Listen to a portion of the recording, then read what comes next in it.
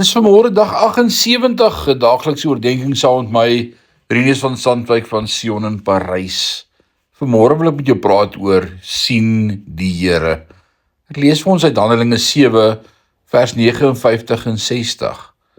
Terwyl hulle besig was om Stefanus te stenig, het hy gebid: Here Jesus, ontvang my gees. Hy het op sy knieë neergesak en hard uitgeroep: Here, moenie hierdie sonde teenoorhou nie. Met hierdie woorde het hy gesterf. Hoe kon Stefanus so vreedsaam wees?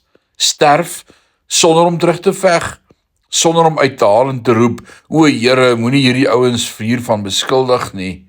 Hy het na die hemel gekyk en Jesus gesien. Wanneer ek Jesus werklik sien, het ek geen ander keuse as om verstom te wees oor sy genade en in vrede met ander te wees nie.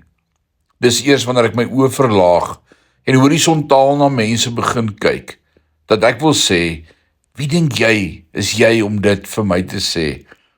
Dis eers wanneer ek my oë van Jesus afhaal, dat ek verdedig en antagonisties, gespanne en strydlustig, skeurend, gevoelloos en krities raak.